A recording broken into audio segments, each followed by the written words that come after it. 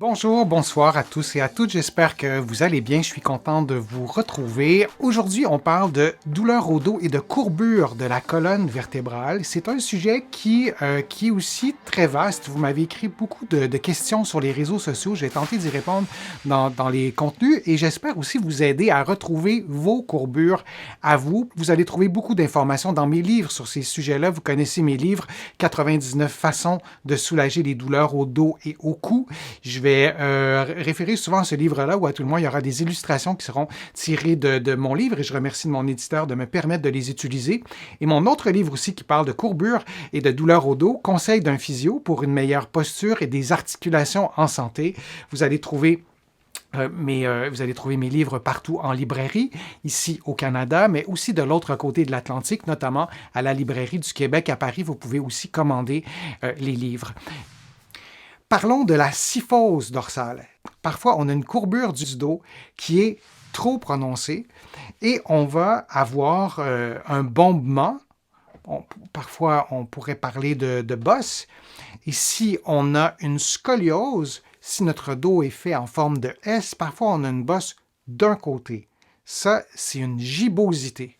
Je ne vous parle pas d'une bosse asymétrique, donc seulement d'un côté. Je vous présente vraiment la kyphose comme une amplification de la courbure dorsale, du bombement normal à la région dorsale. Alors, ça ressemble à ça.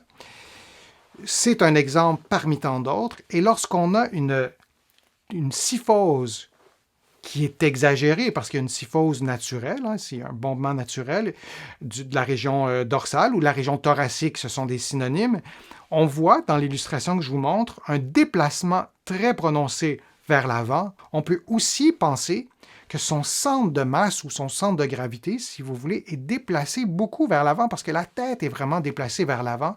Et plus notre centre de masse ou notre centre de gravité approche de la limite de nos orteils, plus on a de l'effort musculaire qui doit être généré derrière pour nous empêcher de tomber et ça peut générer des tensions. La région dorsale a des côtes, évidemment. Donc, c'est une région qui est beaucoup moins mobile que la région lombaire. Si vous bougez le bas du dos, ça bouge probablement assez facilement. La tête, on le sait, ça bouge de tous bords, tous côtés. La région thoracique, c'est un petit peu moins simple de la faire bouger. Je vais vous poser une question et n'hésitez pas à me répondre dans le fil de discussion. Quelle est la chose qu'on fait le plus souvent qui mobilise la cage thoracique? Lorsqu'on a cette hypercyphose, parfois c'est morphologique, parfois c'est vraiment très difficile de la corriger ou d'en corriger une partie, mais on veut au moins savoir si cette kyphose, elle est un peu mobile ou elle est hyper rigide. Si la kyphose, elle est hyper rigide, par exemple, j'ai une maladie arthritique, j'ai eu de l'inflammation depuis longtemps, mais l'intégrité des surfaces articulaires est changée, donc mes vertèbres, lorsque je les regarde à la radiographie, par exemple, je vois que de l'arthrose, c'est figé, c'est soudé. Alors, si on voit qu'il n'y a pas de possibilité, ce n'est pas une bonne idée de faire des exercices pour tenter d'améliorer ça quand il n'y a pas de progrès possible. Par contre, dans la même situation que je viens de décrire, même si vos vertèbres, à la limite, vos vertèbres sont soudées, je caricature un peu, vos muscles, eux, ne sont pas soudés. Vos muscles, eux, demeurent actifs. Donc, c'est important de stimuler vos muscles, même dans un cas extrême, si vos côtes, vos vertèbres thoraciques sont rigides. Par contre, il y a des personnes qui ont une kyphose comme ça, qui ont gardé de la mobilité donc osseuse, et bien sûr qu'ils ont aussi gardé leur capacité de contracter les muscles. Alors à la question qu'est-ce qu'on fait le plus souvent qui mobilise les côtes? Vous avez évidemment la bonne réponse. Alors, il y a Manu qui parle de respirer, il y a Diane aussi qui a parlé de la respiration, il y a Mel aussi qui apporte une nuance, respiration profonde en baissant les côtes, en expirant. Effectivement, on va en parler dans quelques instants. On peut le faire comme exercice de façon automatique. On respire 20 000 fois par jour, donc on mobilise nos côtes. Et lorsqu'on a une syphose au niveau donc thoracique. On n'oublie pas qu'à l'intérieur de ça, il y a quelque chose d'assez important, c'est les poumons. Il y a le cœur aussi. Alors, c'est important de préserver la mobilité thoracique. Donc, on va regarder ensemble des exercices qu'on peut faire pour pouvoir encourager la mobilité sans perdre de vue qu'il y a des régions qui deviennent raides finalement pour des raisons de santé notamment. Je vais vous montrer aussi les différentes courbures.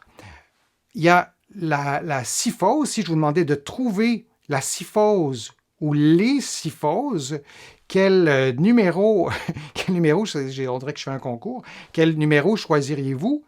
Alors, on voit qu'il y a des syphoses thoraciques dans plus d'une illustration. Ah, la 1, on voit qu'il y a une accentuation aussi de la courbure. Je n'ai pas mis la posture normale, elle n'est pas là. On a aussi dans la 5 qu'il y a une syphose. Mais vous voyez aussi le centre de gravité, hein, la ligne noire. La tête, elle n'est pas toujours placée de la même façon. Alors, il y a un effet sur l'ensemble de la colonne, mais vous voyez qu'il y a plusieurs configurations possibles avec une syphose. Et lorsqu'on regarde cette syphose-ci, c'est une des possibilités. Alors, je ne veux pas que vous gardiez en tête qu'une syphose, c'est ça, mais une syphose, c'est aussi le numéro 5 et c'est aussi le numéro 2 quand on a une amplification des courbures. Et on a aussi, au numéro 3, au numéro 4, un dos qui est plat. Et on voit que le centre de gravité n'est pas placé au même endroit, alors l'effort musculaire sera différent. Donc, quand vous avez une syphose thoracique qui est augmentée, ce qu'on peut faire comme exercice, et je vais vous montrer un exercice vraiment très, très simple. Vous essayez, et c'est vrai aussi pour corriger plusieurs courbures qui sont amplifiées, vous essayez de vous tenir le plus haut, le plus grand, la plus grande possible. C'est pas très visible ce que je vous montre comme ça à la caméra, mais moi, je sens que lorsque je me place dans cette position-là, je suis un peu plus détendu. Je suis avec vous depuis plusieurs minutes et vous aussi, vous êtes probablement en position assise, peut-être que vous êtes levé aussi durant les exercices que je vous ai proposés. Mais lorsqu'on est en position assise longtemps, on a tendance un peu à s'affaisser. Et lorsqu'on s'affaisse, pour prendre ce terme-là, nos courbures s'amplifient. Et lorsqu'on s'allonge, nos courbures ont tendance à se tempérer un petit peu. Alors ça, c'est la première chose que vous pouvez faire. Et on va ajouter différentes variantes ou déclinaisons de l'exercice pour pouvoir avoir un exercice qui est plus efficace. Alors, on va ajouter à cette première étape de se tenir le plus grande possible. On pourrait faire tout ça aussi adossé à un mur, ce qui est plus difficile. On va expirer lentement et profondément et sans bouger la tête. Parce que si votre tête se déplace, ça ne donne pas grand-chose de faire l'exercice. Alors, volontairement, moi, je vais partir un peu plus bas, garder une posture normale, mais seulement pour vous montrer. Je vais prendre une posture plus allongée en expirant. Donc, je vais prendre un peu d'air et je vais expirer plus longtemps. C'est plus difficile à faire en parlant. Et je vais m'assurer de ne pas bouger la tête. Alors, si je le faisais en bougeant la tête, ce qu'on ne veut pas, ça donnerait un peu ça.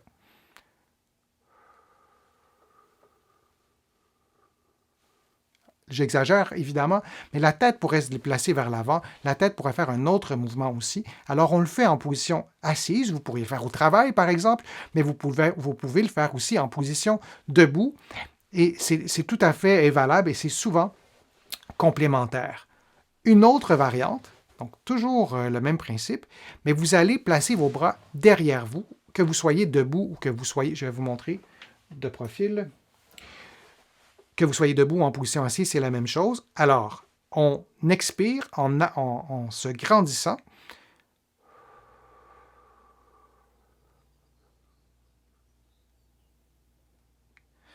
Et on réinspire. Et lorsqu'on réinspire, on essaie de réinspirer un peu par le ventre, de faire une inspiration abdominale. Et lorsqu'on met les bras derrière soi, on déroule les épaules. On est davantage vers une position d'ouverture qu'une amplification de la syphose thoracique. Alors, ça peut être efficace. Et un autre élément aussi qu'on peut ajouter, c'est de faire la même chose. Mes bras seraient dans le plan frontal, mais de faire la même chose adossé au mur, ça serait une autre progression. Et c'est vraiment intéressant de le faire adossé au mur sans augmenter les douleurs, sans causer des tensions, évidemment. Il y a des personnes pour qui c'est un peu difficile de faire l'exercice adossé au mur. Ça génère des tensions, ça fait littéralement mal. Et si vous faites l'exercice adossé au mur avec une syphose qui est assez marquée, comme vous le voyez, ben, imaginez que cette syphose est un peu raide. Ben, la personne qui est mince dans l'illustration qu'on voit, et si on l'adosse au mur, ben, la personne ne pourra pas mettre sa tête au mur. Elle va devoir mettre un coussin ou une serviette roulée ou quelque chose de très, très léger pour pouvoir aller placer sa tête sur l'objet qu'on aura choisi, le coussin par exemple, pour pouvoir être détendu. Parce que si cette personne-là met la tête au mur, la tête va être complètement cambrée, c'est pas ça qu'on veut. Alors, c'est un exercice d'expiration qu'on peut faire pour pouvoir mobiliser cette région du corps en étant dans une position la plus neutre possible, en essayant d'avoir une courbure la plus normale et des courbures qui sont équilibrées dans la mesure du possible. Il y a un autre exercice aussi qu'on peut faire, c'est un exercice cette fois d'inspiration et d'expiration costale. On l'a déjà fait ensemble, mais on va le refaire. C'est intéressant de réviser les mêmes exercices dans d'autres contextes. Vous allez placer vos mains sur vos côtes. Ce n'est pas un exercice qui est intuitif. Et vous allez inspirer, non pas par l'abdomen, mais par les côtes. Et vous allez expirer par les côtes. Donc, je vais le faire une fois sans parler en même temps. Donc, je vais inspirer par les côtes, puis expirer.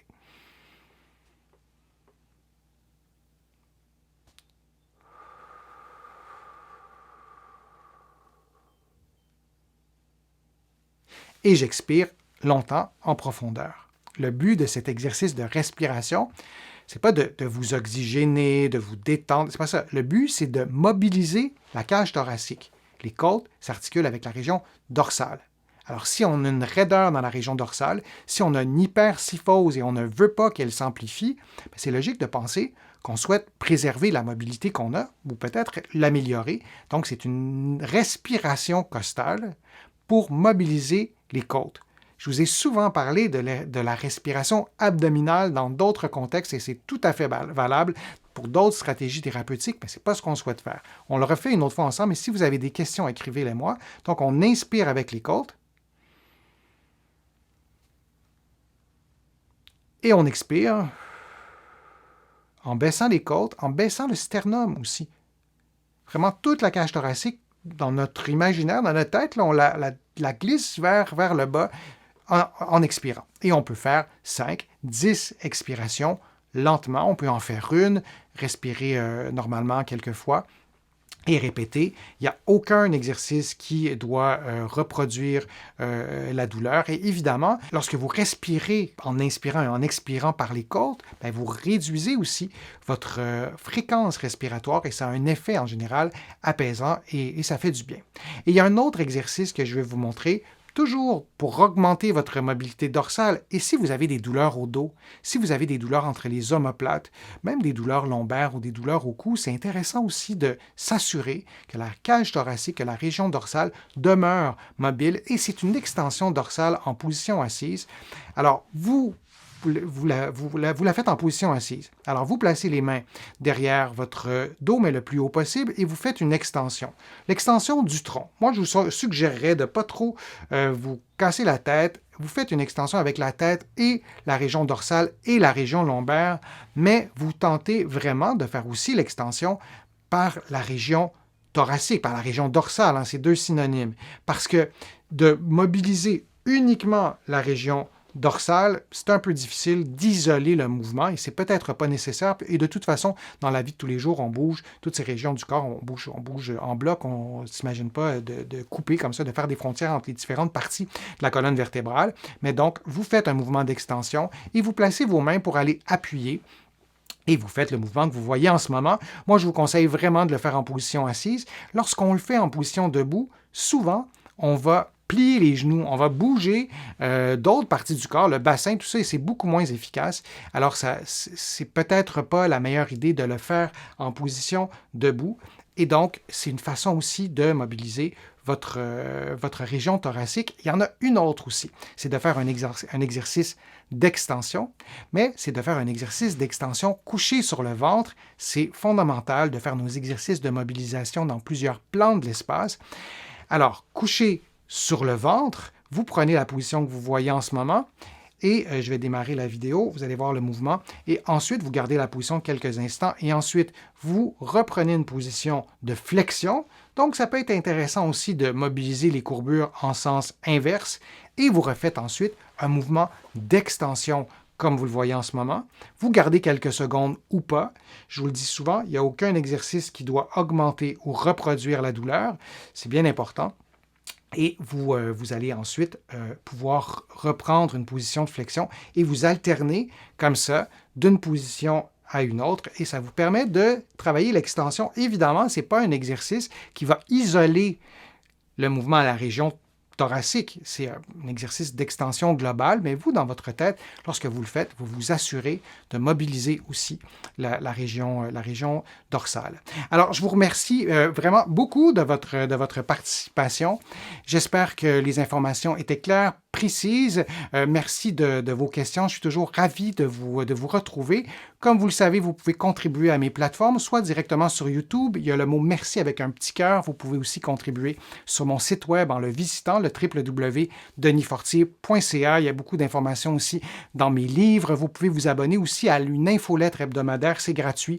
Vous allez recevoir chaque semaine un paquet d'informations sur la santé musculo-squelettique, respiratoire, cardiovasculaire aussi. Vous pouvez vous abonner à une infolettre thématique, par exemple sur les douleurs au dos, les douleurs au cou. Vous allez trouver aussi donc beaucoup d'informations, vous les connaissez dans mes livres sur les douleurs au dos, sur la posture. Et n'hésitez pas à me poser vos questions dans le fil de discussion, le fil de discussion de mes autres vidéos aussi. C'est toujours un plaisir de vous lire. Je vous remercie d'avoir été là et au plaisir de se retrouver pour un prochain direct, pour une prochaine vidéo.